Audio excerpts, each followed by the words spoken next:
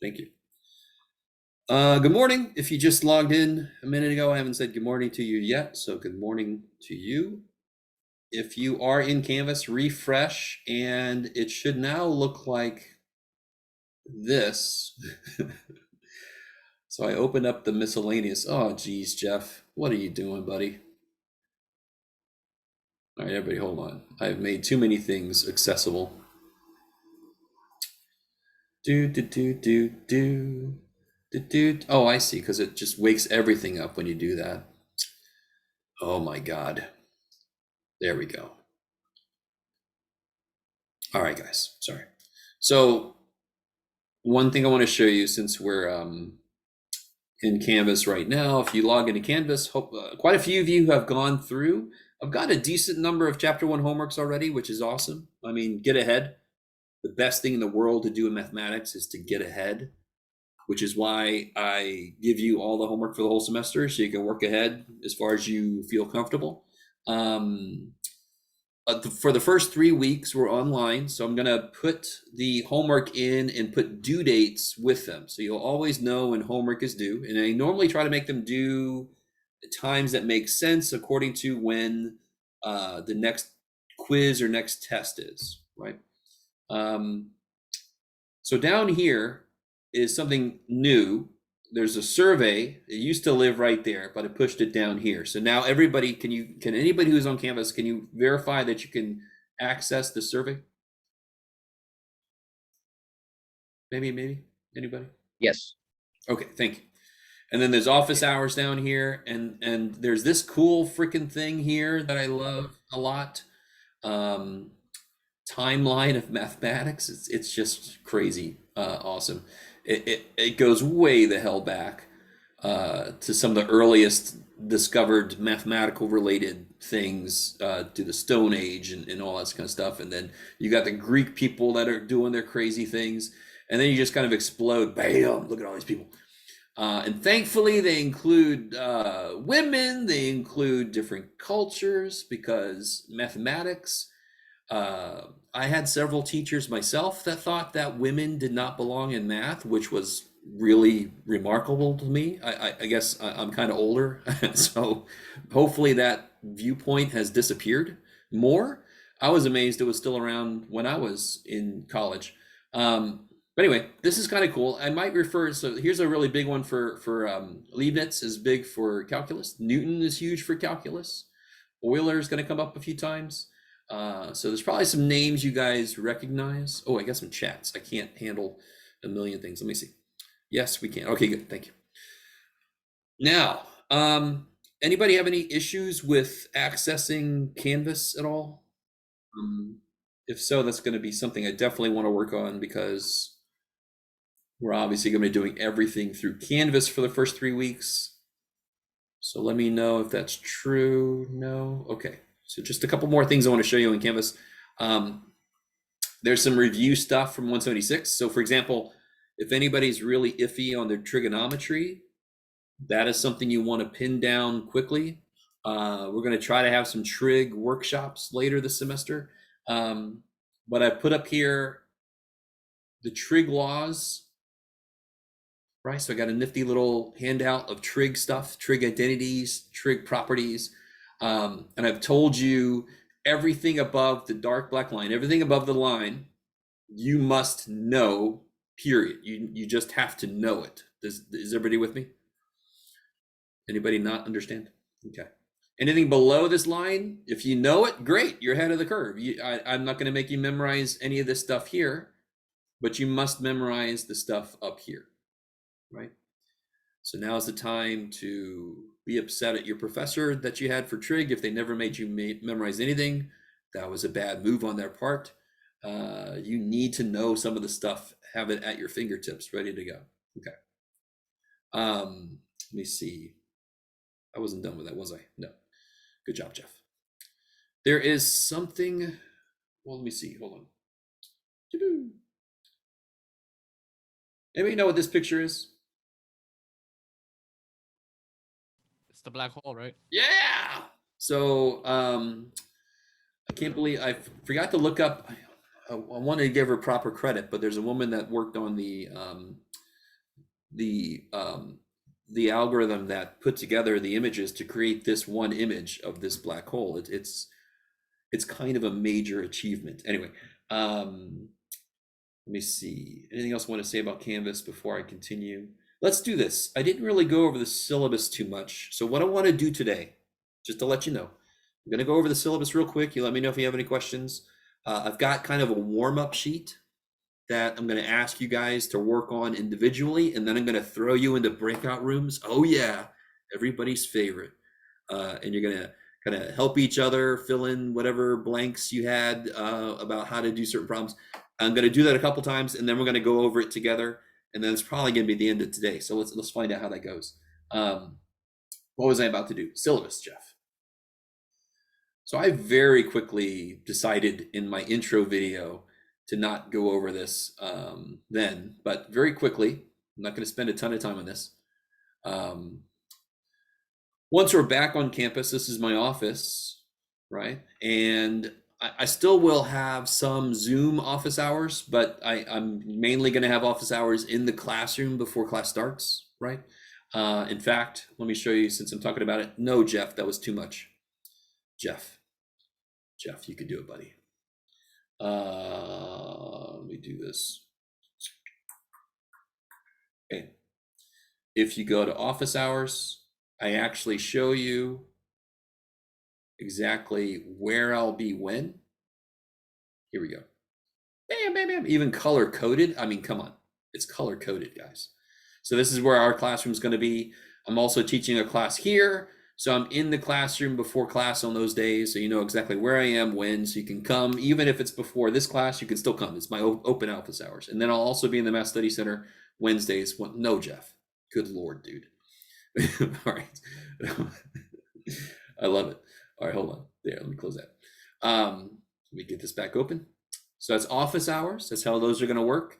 Hopefully you hear the right way. Let me see what's important. Textbook. I try to be really specific to help you get the right version of the textbook, because I don't know why they made so many different versions, but they did. I sent out various emails about which version to get, right? You need to have a graphing calculator. I'm going to be using the TI-84. You could have a HP, you can have a whatever, Casio. You just can't have one of these. Yeah, those are bad. Those are bad. Those are not allowed. Okay. And this website, you can actually rent a calculator in case you don't have one. But at this stage in your math career, in your math studies, you really should have your own calculator. Here's how things are going to work here. Bam. What's interesting here is how much the tests count. They count 50 or 55%, right? So the reason I did that is because I realized it was to some degree arbitrary. What I did, so I did this like 13 years ago or something. I said, I'm going to calculate it all the various ways, and you end up with the highest grade. Does that make sense? So basically, if you sucked on the final, I'm going to count that for less, and I'm going to count the other two things for more. Does that make sense? Because it would so be evil if I chose to count it for 50, and if I would have chosen to count it for 55, you would have passed. But I just arbitrarily chose not to, and you fail. And so I decided to do it a few different ways. Okay, Chloe, thank you for that. I'm not sure. Okay. I do plus or minus. Saying yo, but really long. Yo. Oh. Is that like a good like a thank you thing? Yes. I'm doing God's work. Okay, that's good. It is good. Okay. Yo. Okay. I thought it was a you. Okay. No. So turn in homework. I say, so to know if you're behind on homework is if you are turning something in more than 2 classes after I lectured on it. Does that make sense? Like today I'm going to finish chapter, well, maybe not.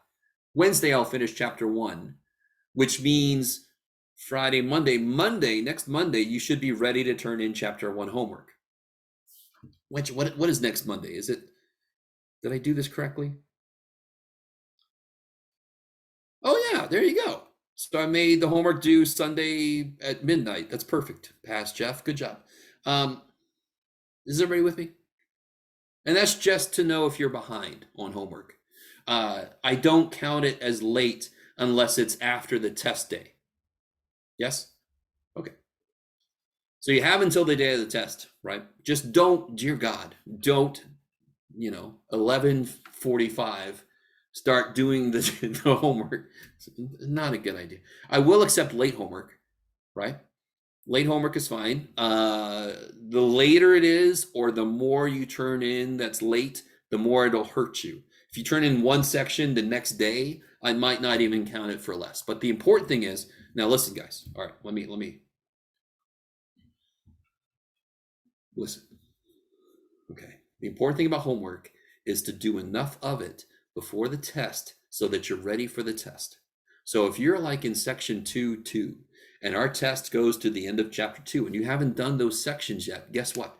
Start doing every other problem. Start doing some problems from every section, right? If you take the test and there's like 4 sections you haven't even looked at all, you're going to die. You're just going to suck on the test. So make homework your own.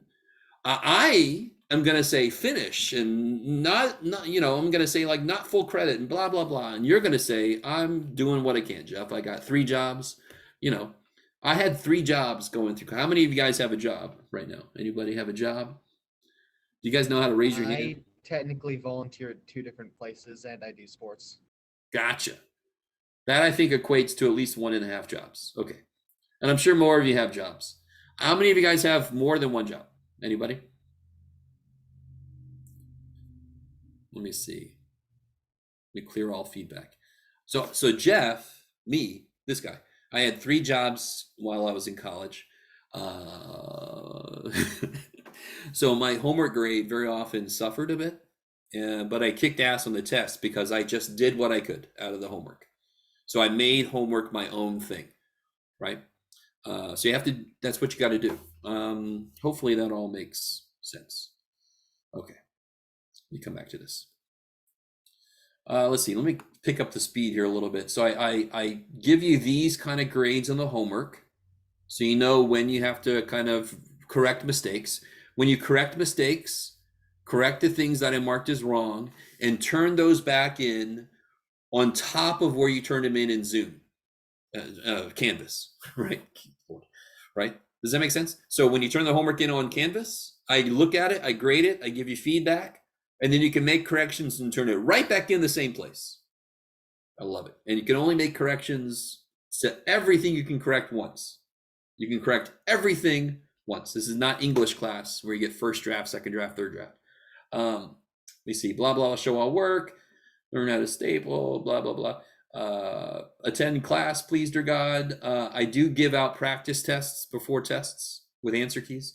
If you miss something, let me know as soon as you can. I don't drop any tests or quizzes. I do let you make test corrections and quiz corrections, right? So you could read through this. We do have the various tutoring centers open. I'll show you the tutoring information in a second. This whole thing says don't cheat or else bad things will happen to you, right?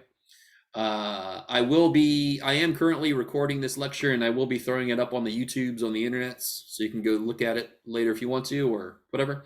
Let's see what's important. All right, blah, blah, blah. The rest of this you can read. If you have a disability, please contact ARC, get that kind of done now so you're ready to get accommodations. This is needed for tutoring. And okay, that's enough. Good Lord. All right, let me see. Okay. Here's the homework sheet for the whole semester. Please tell me this is the right, yes, thank God. All right. So this is the homework. These dates are the dates will be in those sections. They're not due dates. I already talked about due dates. Everybody with me? So these are the days I think we'll be covering these sections. And I was really ambitious here. I thought I was going to do a lot today. I don't know, Jeff. And there's also holidays, test dates, blah, blah, blah. I don't put quiz dates up here, but I will tell you ahead of time for quizzes. I don't put them here because they're just too variable, right? So I will, but I don't do pop quizzes. Let's see, what else is important here? Blah, blah, blah, blah, blah, blah. Oh, there's the link for the YouTube videos for all my lectures. Here's the tutoring link. I think he just updated this. Yes, looks good. So there will be 3 ways to access tutoring. One of them will be on campus, and that starts February 22nd. The other 2 ways are drop-in tutoring here, or if you log in here and choose the Math Study Center, you can make an appointment with somebody on Zoom. So drop-in tutoring, you could have multiple people in there. It's really if you just have a couple quick questions. The make an appointment is if you have like really you missed a whole chapter or something and you need somebody just to sit with you, right? Does that make sense? Anybody ever use any of the tutoring stuff we have? Anybody ever? I use I the have in in-person. the past. Ricardo, what's that? I used the math lab in person last semester. Oh yeah, last semester was awesome. I loved it. We were back on Yeah, campus. last Stop. semester I would attend tutoring every like Wednesday. I love it. I might have seen you. I don't know. I was in there sometimes. Oh yeah, I think I actually saw you one time near the end of the semester. Yeah. I was. Whoa. My teacher heard you. Yeah, careful back there. All right. Thomas, I'm sorry, man. It sounds like you got stuff going on. Let me see. All right. So that's the tutoring.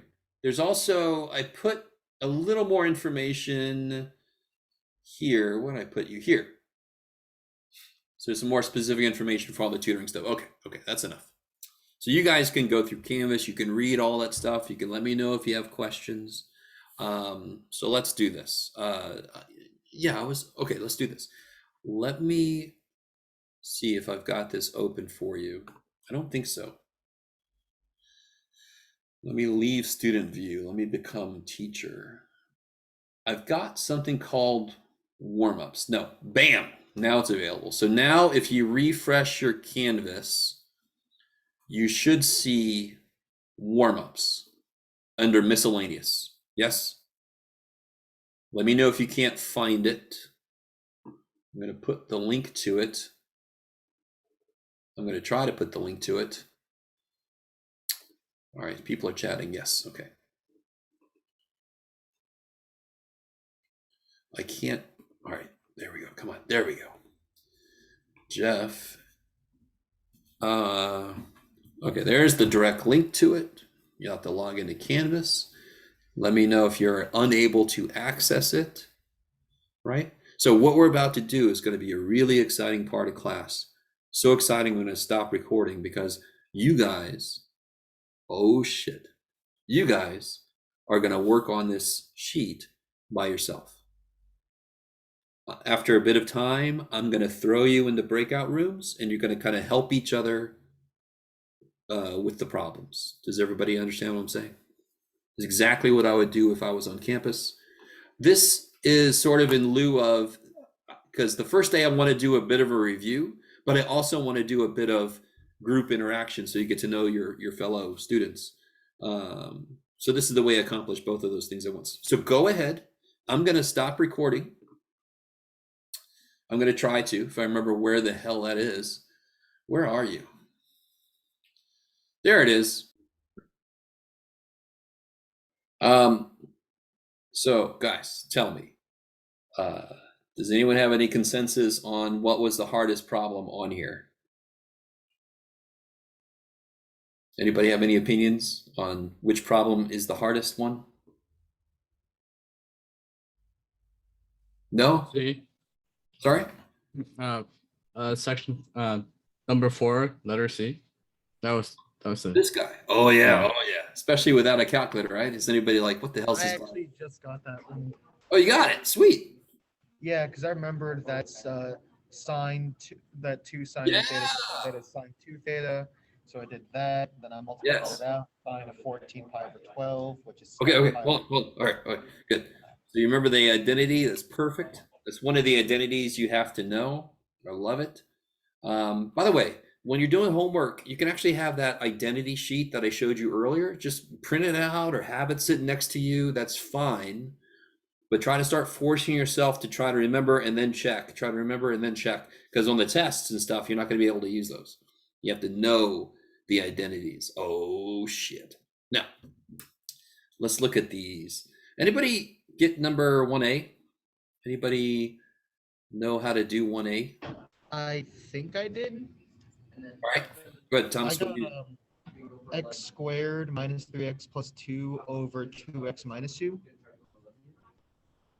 Interesting. What did you do? I multiplied both sides by x minus 1 because you can't have roots on the denominator. So if you, okay, so you multiply by square root of x minus 1? No, oh dear. Yeah. Oh dear. All right. And even that wouldn't be quite right. But you're correct that you can't have, you don't want to have radicals in the denominator. Anybody else have an idea how to do that? We're I getting was I was talking about this with Aaron.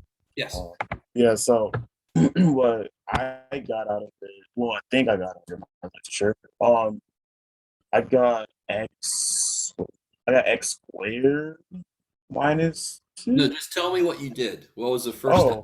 Yeah. So what I did was like I multiplied the pretty much the difference. So I did square root of x minus 1 plus 1, Ah, and then so I did the top and bottom. yes, to make it legal. Yes. Yeah, then also like you cancel out the x minus 1 plus 1, and then you do that the bottom. Now let's be careful. Now, real quick, anybody else do this?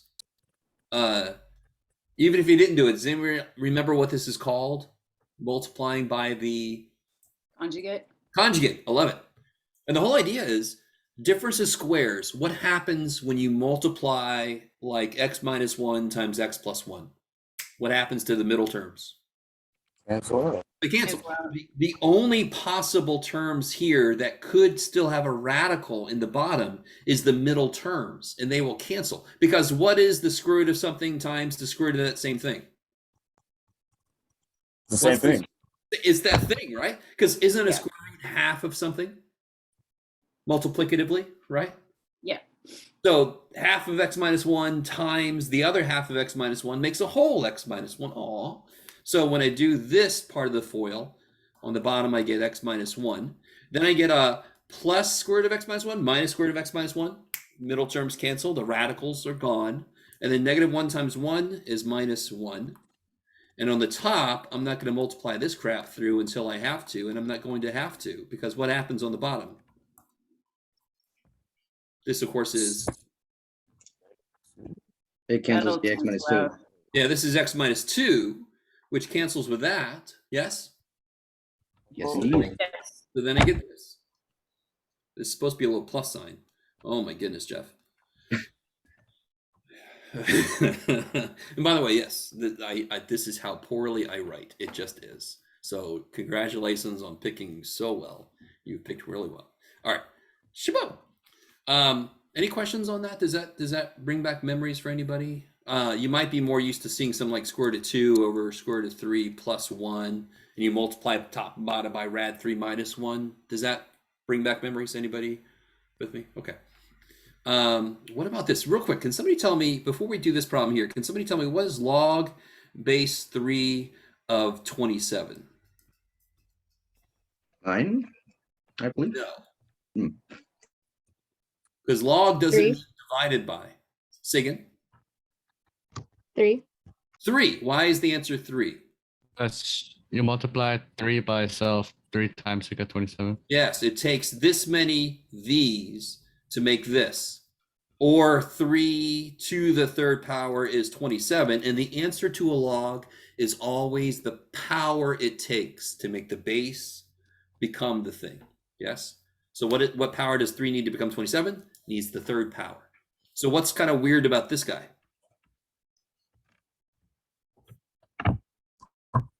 What's 8 to the first power? 8. So this is asking me, what is this asking me? What power does it take to make 8 become 2? Yes? Are you guys with me? Yes. So what's weird about that is, can it be a number bigger than 1? No. Because 8 to the first is 8. And you'll see chat is giving me the answer. I like it.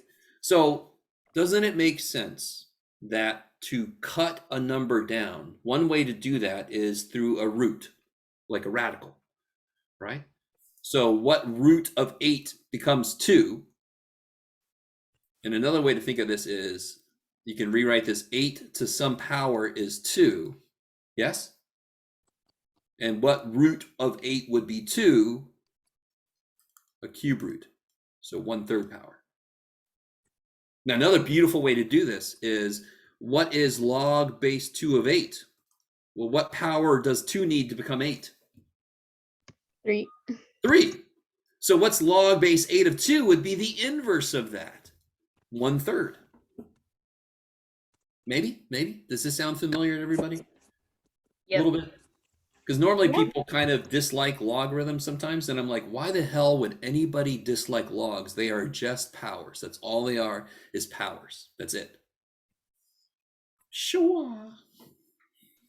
Okay. What about, now part C is one of the mistakes that makes me cry the most. So if you want me to cry, you can do this mistake, but hopefully, I'm just going to say this before somebody else does. The answer is not, okay? The answer is not 2x plus 8. Holy shit. Holy shit. Yes? Okay, maybe. So if you said that the answer was 2x plus 8, keep that to yourself, right? Now, if somebody said the answer is 2x plus 8 and you don't understand why it isn't, that's not good. So for example, is the square root of 4 plus 9, is that equal to 5? No. Is that true? Hell no, right? But isn't square root of 4 2 and square root of 9 3? Yeah? But of course, that's craziness, because what are radicals based on? Multiplication, correct? Aren't radicals based on multiplication? So will they play well with addition? No. What is the right answer here, of course? It's square root of 13, which is definitely not freaking 5, yes? So you can't distribute a radical across addition or subtraction because they're not based on addition or subtraction. Is that cool? Maybe? Okay. What's Yeah. the chat here? I can't do all this. Exactly. You can't square root the parts. You got to square root the whole thing. So what can you do? Did anybody do anything with this? Is there anything you can do with this? I factored the 4 out. Yeah. So you take a 4 out. And what's the square root of 4? 2. Holy shit. And what's the square root of x squared plus 16? I don't freaking know. Done. That's as much as you can do. Yes? Is that cool? So please, dear God, if you see this somewhere, it is not x minus 3. No, right? The problem will be quick, but you'll get it wrong, right? You'll get the wrong answer very quickly. That's not good. Okay. Let me know if you have any questions as we do this, by the way. Please. What about this guy? Anybody get 2a? What is it we have to do there? Anybody? No, I don't have a clue, man. Let me see. Chat's happening. Oh, okay. Somebody's just throwing the answers at me. What did you do, Chloe? So what I did, I factored an x out of the denominator of 15 of x squared. Yeah, there you I go. like it. I'm with you. And then I fraction busted by multiplying x minus 4 from the right side to the left side and canceled out the x minus 4. Okay. And then I got 15 over x minus, where's my word? 15x minus 2x plus 8. So you basically multiply everything by x minus 4. Yes. So of course that's going to cancel this piece out. Mm-hmm. This is going to pick up an x minus 4. Mm-hmm. And this is going to cancel right there, right? Yes. Okay, and now I kind of like this. You're doing it in multiple steps. Yeah. And what's And the then- one last thing you got to clean up? Go ahead. Oh, I multiplied the 2 to the x minus 4. There you go. Yeah. Gotcha. And then I moved the 8 to the right side and got -7 on that side, Okay, sure. which is a little extra work, but you know. and then I multiplied all the terms by x to get rid of the x in the denominator. And then I moved the -7x to the other side. Okay, so I would move it this way, so I don't Okay. have a negative. So you get 2x squared minus Mhm. 7x minus 15 equals 0, right? Yeah, and then I factored, and I You can got, factor. yeah.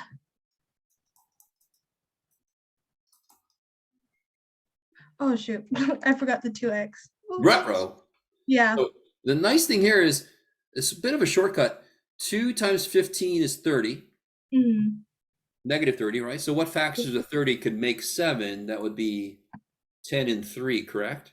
Yes. You guys with me? So there's a 2 here already. So what do I put here to make this 10 between the two of these things? When I put a 5 to make 5. 10, right? Yeah. And then I could put the 3 there. And what's got to be negative to make it -7? The 10's got to be negative, so I can make this negative and this positive. I like it. Or you could do the grouping thing we did. Well, actually, that was in office hours. Shoot. So to do this, the grouping method, you would break up the middle term into 2 parts, right? And then you can group this, blah, blah, blah, blah, blah. And eventually you'll get here. So what are the 2 possible answers? You can have x equals 5, and then x equals -3/2. Beautiful. And neither one of those makes the bottoms 0. So they're both fine. Right. Okay, I like it. How's everybody doing out there? You guys doing all right? Okay. By the way, factoring is going to be huge. Factoring is going to be huge. Factoring is going to be huge. So there's a factoring kind of worksheet, kind of handout thing that's up on Canvas if you need a little reminder. And we'll cover factoring as it comes up, right? And we'll review how to do them. Here's a cubes coming up in a minute. What about part B? Anybody I haven't heard from yet? Oh, Thomas. About part A. Yes. Wasn't 15 a positive? So why did it become a negative? Oh, wait, because never I mind, moved switched it. Everything. Yeah, I Sorry. moved it over this way. Yeah. Because I always try to keep didn't my realize. x squared term positive. Yeah, you're fine. You're fine. Okay. What time we got? I don't want to keep you guys late. What about this guy, 2b? What I did is I moved the -2 to the other side Good. and then squared both sides. And then real just put quick, it before we together. go any further, what's true about the output for a square root? What can it not be? The output for a square root can't be what? Negative? Can't be negative, yes? You with me? Yes, sir. Yeah. So can you see right now, does everybody agree with me that any x's that are below 1 can't be answers? Because then this would be square root equals negative, yes? You guys see that? Maybe? No? Yeah. Steve, Jeff? Okay. So that'll come back in a minute.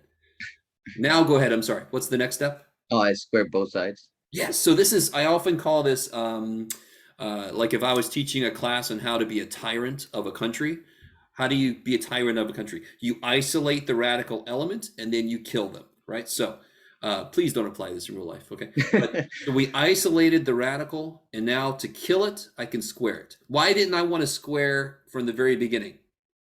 Because you would have squared the -2. I would have had to foil this thing. Holy Yeah. shit. Not only does it not look pretty, it actually makes it worse. It doesn't kill any radicals. It makes more radicals. Anyway, so square both sides. For some reason, this is where people forget how to square this.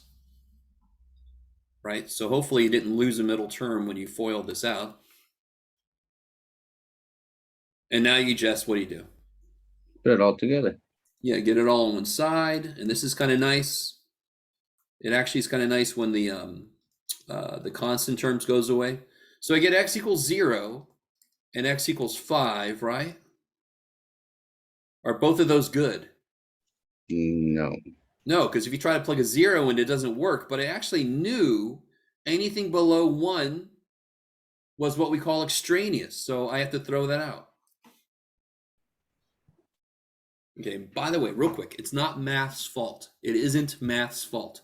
When we squared both sides, we lost information about if it was negative or positive before.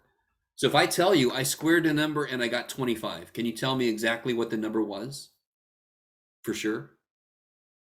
No, because it's either -5 or negative. So Oh, you 5. can't tell me what the number was before I squared it. So we squared it, which kind of takes away information. That's why math gives us extraneous solutions, because it can't look back to see what it was before. Does that? I don't know if that makes sense. But I'm always curious if students feel like, well, math sucks because it's hard, and then I do it all right and I still get the wrong answer. I'm like, well, it's not math's fault in this case. All right, what time we got? Losing time. Okay, good. Everybody doing okay so far? Is this familiar? You guys remember this a little bit? Okay. Yeah. What about this guy? This guy hopefully wasn't too evil. Anybody know what method I'm going to use? How many terms are in this guy, by the way? How many terms are there in 3A? How many terms are there? Maybe 3. Say again? Maybe 3. Nope. No. There's 1, 2. There's 2 terms. You guys see that? Terms are separated by pluses and minuses. Terms are connected by multiplication. So this is all multiplying. This is 1 term. This is all multiplying. So this is 1 term. So there's 2 terms. What number do both terms have? So factoring now, this is just GCF, right? This is just GCF. What number can I take out of both? 3. 3. 3 comes out. How many m's can I take out? 3. No. Nobody's got 3 m's. Oh wait, I was thinking about the m-5. Oh, I see. How many m's can I take out?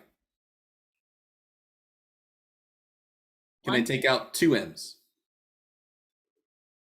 This guy would be cool. What would this guy say if I try to take 2 m's? Wouldn't he freak out? Yeah. So you always take out the lowest power, right? You're kind of like the sort of fair tax man in a way. You take as much as somebody has and no more. That's evil. So I can only take out 1 m. That sounds like all taxmen. They just take what you have. Maybe so. And then what about? And of course, somebody got a little ahead of us. What'd you say? How many m-5s I can take out? 3. 3. So that's the GCF. And so what's left? 6 divided by 3 is 2. I had 2 m's. I took 1.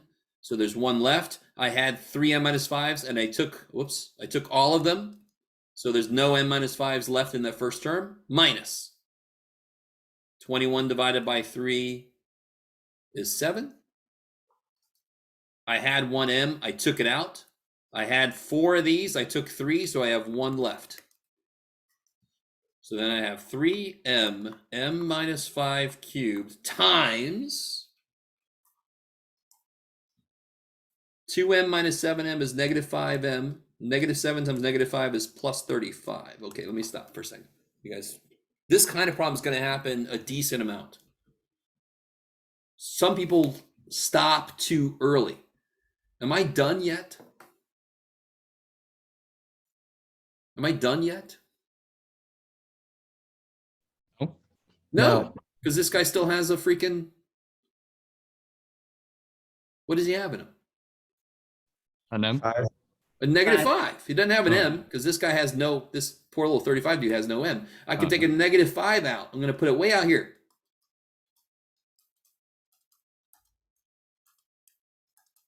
There we go. Holy crap! Right, and now you could tell me what all the zeros are, for example, right? You can figure out what m is to make it 0. Okay. Let me see. What time do I have? Okay. Whoa. What about this guy? Oh, shit. Who remembers how to do cubes?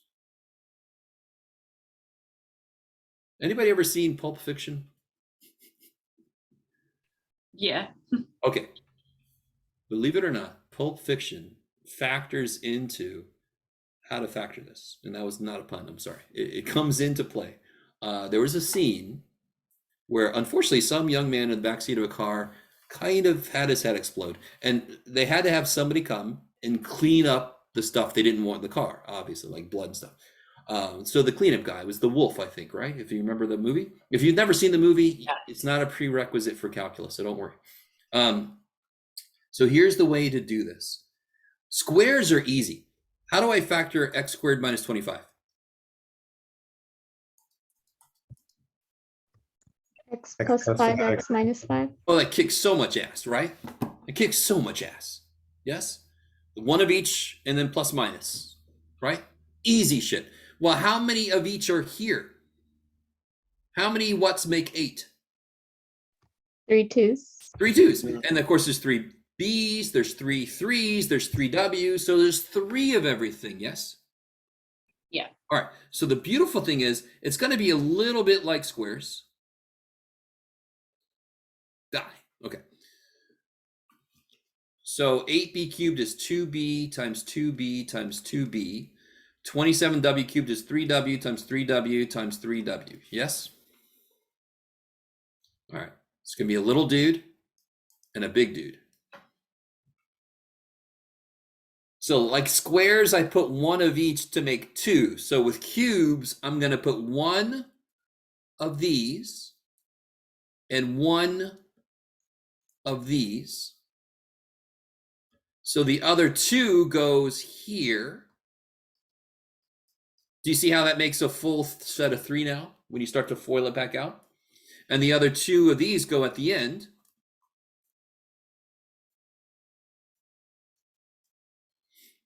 And then a lot like squares, there needs to be, all right, I don't want to spend a ton of time because we don't have a ton of time, but you guys see the 8b cubed? You guys see the 27w cubed? Don't you also see a freaking 12wb squared? Do I want that shit? No. And don't you also see a 18bw squared? Do I want that shit? No. So I need the cleanup dude. I need the wolf to come along and clean all the shit out that I don't want. So the way this works, this is going to be the same sign as the original. The middle term is the cleanup guy. It's going to be opposite sign, makes sense, so it can cancel stuff out. And then it's this times this. Always. That's how every cubes works. Because now, do you remember how I got a 12? Right here, I got a 12 WB squared. If I multiply this by this new term, don't I get negative 12 WB squared? So they cancel? Okay, I love it. All right. Stay with me. You know, like, oh, this is fascinating, John. All right. What time we got? All right, a little bit of time. And we got the hardest issue. I think most people kind of come into this with kind of weak trig sometimes. Is your trig weak? Is your trig weak? You got to be honest with yourself. If your trig's weak, be honest. And then work the shit on it. Work it. Because trig is going to come up whenever the hell it wants to in this class. Anybody tell me how to do this problem? You can start off by drawing the unit circle to see where pi thirds is. Yeah, where is pi over 3? It is in the first quadrant. It's kind of high up there. Gotcha. You know? I like it. 60 degrees. Yes. And now, real quick, guys. We're probably not going to finish this, but I want to show you this real quick. Have you guys ever seen this before? You've seen the unit circle, but for example, anybody know what sine of 0 degrees is? 0. It's 0 because sine likes y. Sine likes y. Is there any y piece to this? No. But is there a y piece if I go up to 30 degrees? Is there a y piece now? Yes. So what is sine of 30 degrees? Anybody remember? 1/2. 1/2, because this is a little tiny piece. It's just gotten 1/2. And if I go to 45, isn't it a little bigger? The y piece is bigger now? Yes. And what's sine of 45? 45 is root 2 over 2. Root 2 over 2. I like it. And what sine is 60? It grows a little more. Root 3 over 2. Holy crap and a half, Jeff. All right. This is kind of cool if I could just write. Oh, geez. All right, hold on, guys. I think this is the last thing we'll do today, but let me at least get this in here. Let me back up a step. Would you guys agree with me that isn't 1 the square root of 1? Would you ever do that? No, but isn't square root of 1 1?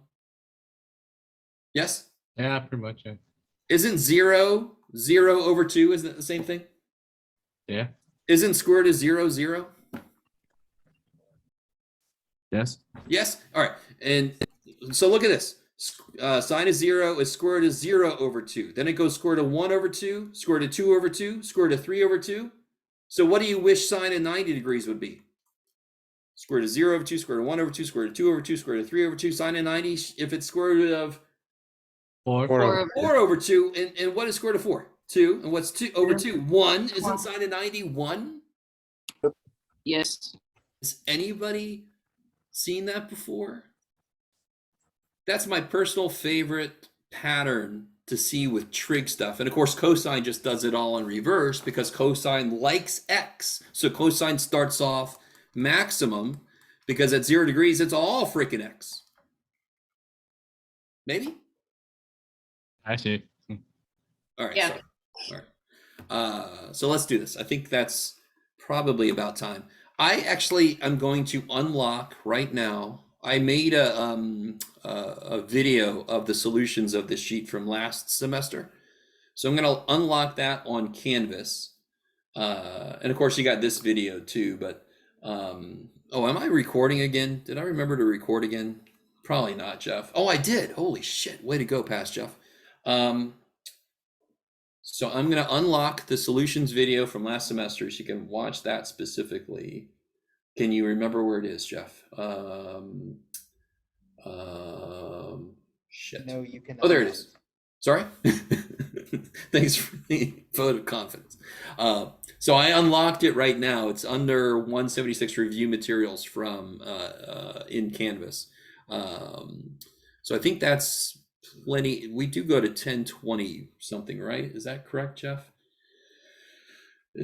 You're just teaching the class. You don't have to know how it works, Jeff. Yes, 1025.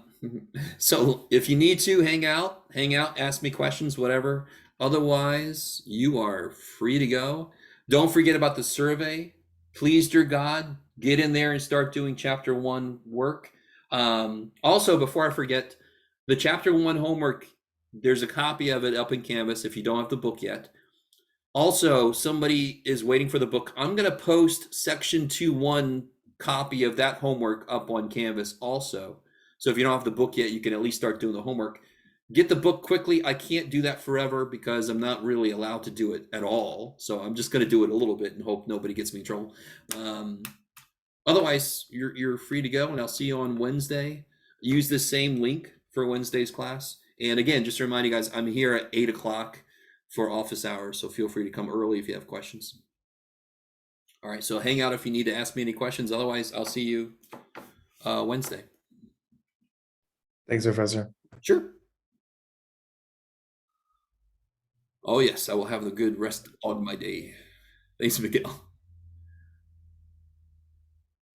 Everybody good?